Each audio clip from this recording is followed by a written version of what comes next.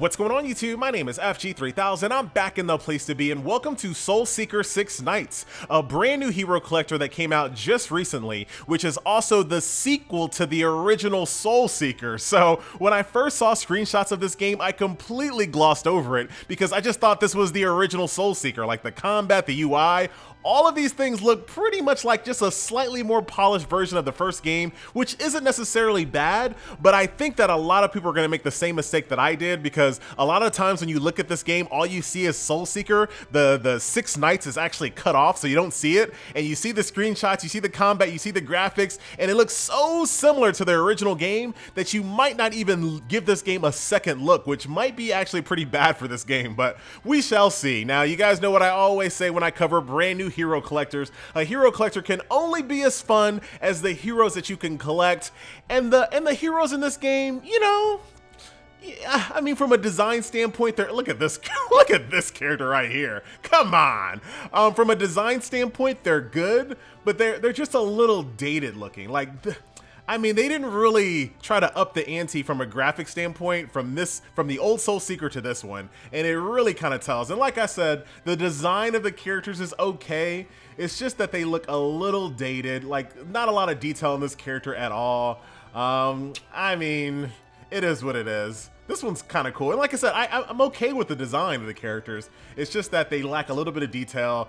You would think they would try to, you know, kind of step the game up a little bit graphically when it comes to this game to kind of set it apart. Look at this character right here. We gotta stop for a second. I have never, and FG means never, seen a serpent character like a Naga or something like that had the snake tail and the human legs. I've never seen that before, and you know what? Screw that. This game gets the FG stamp of approval when it comes to heroes that you can collect. Done and done. This is all because of you, Ramia. Look at this. You don't have to choose now. You can have a snake and a snake woman. You can have both. You can have both.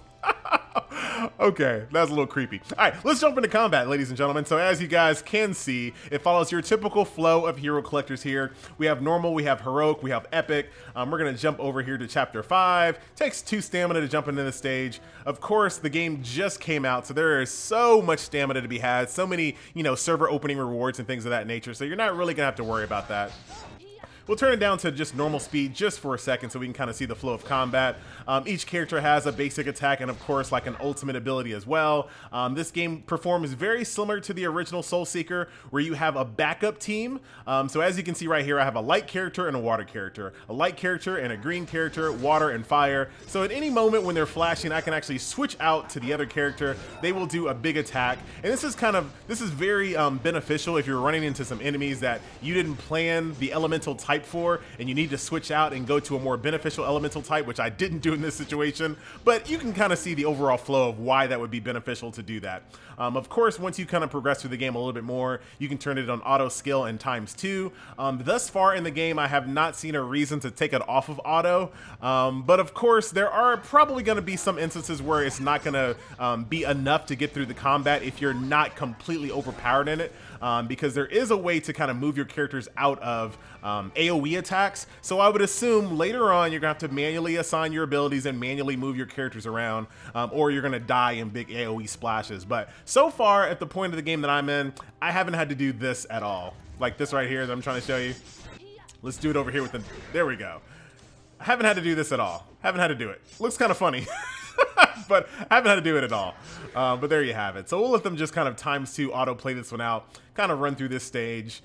There's some people doing some summons up there, so we're going to jump in and see if we can get ourselves an SSR. Now, you get a free SSR just by jumping into the game. As just like a welcome to the game bonus is this character right here. So if you're one of those people that can't play a game unless you have an SSR character right off the bat, the game will give you one, not to worry. And you don't have to roll. It's not a selector. Everyone gets the same one, but at least you get one. So we'll just go ahead and kill these guys. Got emojis of the game and everything. Why are there emojis in my game? All right. So that's combat inside Soulseeker 6 Knights. Make sure you put that extra title on it. Soulseeker 6 Knights. They should probably just call it Soulseeker 2. I didn't mean to click next. Didn't mean to click next. There we go. All right, so let's jump out of here. Now, one other thing that I wanted to show you as far as your team makeup, there is a thing called synergy in this game. So basically, if you pair up characters together, they will provide passive bonuses to your characters. So right here, this is the partner squad that you get right off the bat. And as you can see, these characters get a plus 5% on their strength. And that applies to everybody there. But then there are also some other ones that only apply to certain ones. So this one right here would only be Wizard, Water Elemental. This is another one that's all light, water, etc., etc. So that allows you to kind of manage your team a little bit differently when it comes to who you bring into combat and who you have aligned with each other. So that is the combat. That's the campaign mode. In addition to that, you also have a few other kind of daily grind stages as well. So you have this abandoned fortress, which basically drops weapons, and I'll show you the upgrade system here in a minute. Every single day there's a different one. So today is weapons, tomorrow will be armor, gloves, boots, and then of course accessories there. Go in here, you get some gear, and then you can use that gear to equip to your characters and also use it as fodder to upgrade your gear. So pretty straightforward.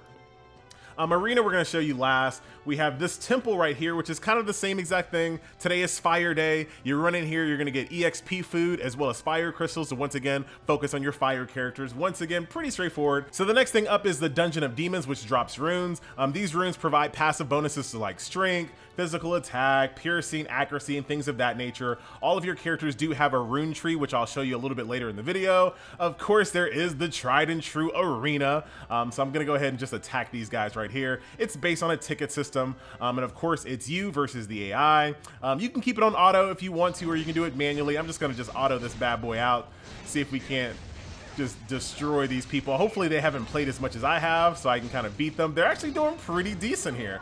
Almost killed my light tank here. The autoplay will also switch your characters right before they're about to die as well. So I actually appreciate that. The lazy part of me really appreciates that. So autoplay actually does a pretty good job of making sure they try their best to maintain your character's life pool. So that is that. PvP was successful. Get yourself some currency, some gold, and there you have it. So the only thing that I don't have unlocked is a Tower of Heroes, but it looks like it's your kind of your endless tower mode, reward for each floor and a large amount of gold. So yeah, that looks like an endless tower mode.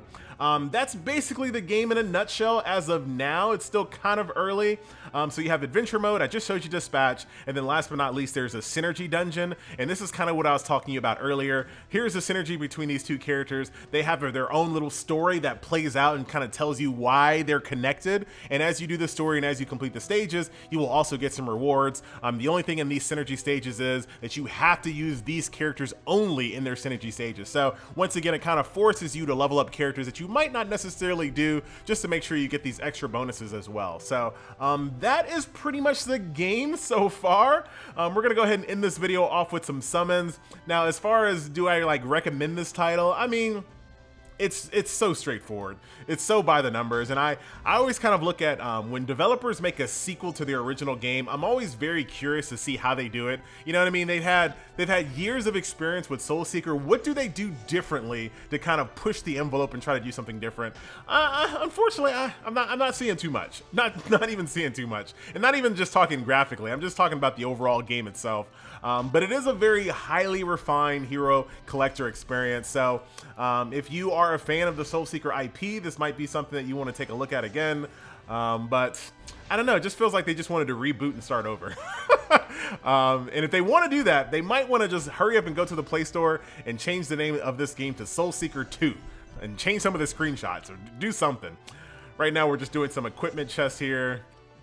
Nothing too crazy. And then we're also going to do some hero summons as well. Let's see what other type of heroes that are currently in the game. Equipment in this game is actually pretty good. It makes a real big difference in your character. So, so let's start off with the common hero tickets. We'll skip the animation here. We got a Frog Swordsman. That's, hey, shout out to Chrono Trigger on that one. White Killer Cat. All cats are killers. Makes sense. Winturu, little werewolf looking guy. These are all common. So Gargoyle. And then Red Ogre. So those are all my commons. Let's move on to the premium hero ticket. These are tickets that I got in the game just for free, just by playing the game and just logging in. We're gonna see what happens. Let this animation play out. And we are going to get Seal, who is wearing a leotard, some thigh highs with a kind of a futuristic Gatling gun and a visor and some pigtails. There you go. So let's see what we get out of this 4-star hero ticket. Let's skip the animation this time. And a dwarf. Just a dwarf. Nothing too crazy. So that is that, ladies and gentlemen, boys and girls. Look at this girl right here. Now remember, this game passes the test, the FG stamp of approval when it comes to heroes that you can collect. There you have it. Also, one of the better home screens in a hero collector, because you can make all of your characters do their ability. Look at that. And this one shoots fire at Phoenix right in your face. Look at that. Should wear some 3D glasses playing this game. Look at this. One more time with the Phoenix.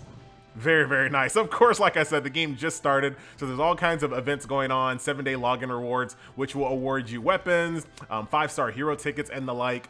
So, like I said, if you're a Soul Seeker fan, this might be up your alley, but I can't see anything in this game that's going to pull me away from an existing hero collect that you might already be playing. So that will do it. Ladies and gentlemen, boys and girls, I didn't show you the upgrade system, but it's pretty straightforward. Here it is. Here's equipment. I can click auto equip instantly. When it's time for me to upgrade, I can have my weapon here and I'll have all the fodder gear right over here. Load all the fodder gear up there, and then that will upgrade your gear. Pretty straightforward. And I do like the fact that most of it is very auto-equipped, so you can easily go through your roster, hit auto-equip, and just keep on going down the line till all of your characters have the latest equipment. And then boom, you can jump right back into combat. So very, very good. That will do it. Ladies and gentlemen, boys and girls, once again, my name is FG3000. Thank you so much for watching, and I will see you guys in the next video. Later.